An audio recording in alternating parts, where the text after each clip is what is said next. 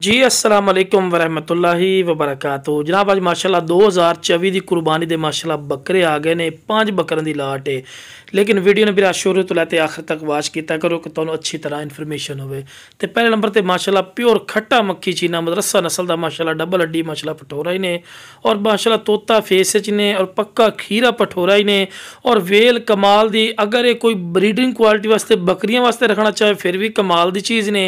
अगर 2024 की कुर्बानी ते रखो फिर भी कमाल दी चीज़ है। वे खस्सी बकरे भी वो भी तो इंशाल्लाह विखावांगे।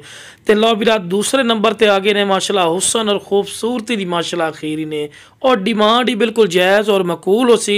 हालांकि बिरा तुहानू ही पता है कि जो पठोरे मंडी चले जाना तो तुहानू 55-50 हज़ार रुपये तो घट एक पठोरा नहीं मिलना, लेकिन इंशाल्लाह फौजी गोट फार्म के मुनासिब रेट होंगे ने। खीरा पठोरा ही ने, पक्का खीरा, ठीक है। उम्र बिरा 10 तो 11 महीने।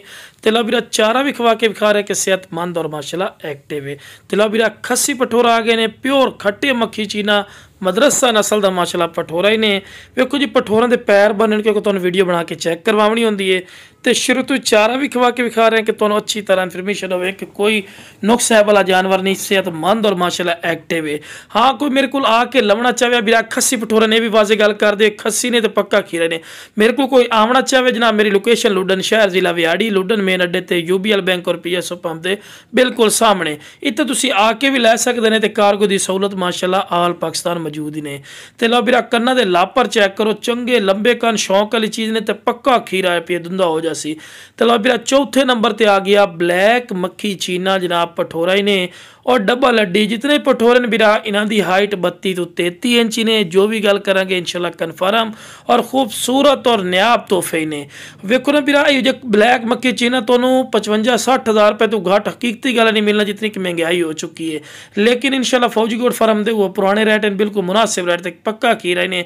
तो बिरा एंड ते आ गए ने बिरा चेक कर बिरा ब्लैक मक्खी चीना है ना, वो बिरा खस्सी पठोरा ते ए बिरा आंडी पठोरे ने लाल मक्खी चीना।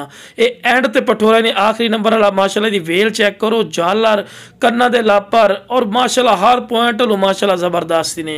और बिरा जिन्ना डिमांड की गल की जनाब जिस बिरा जिन्ना पंजे दे पंजे पठोरे चाहिए ना, स्क्रीन दिते नंबर पर जल्दी जल्दी राबता जो बिरा पहले कर सी ना, इंशाल्लाह अल्लाह के फजल करम ना फायदे जरासी। तो पूछल वे कि लंबी पूछल सू पकड़ के तुहानू चेक करवा रहे हैं। तो लो बिरा हर पॉइंट लो जबरदस्त ने, पक्का खीरा ने। तो जिस बिरा चाहिए जनाब स्क्रीन पर नंबर चलता पे राबता करके मुनासिब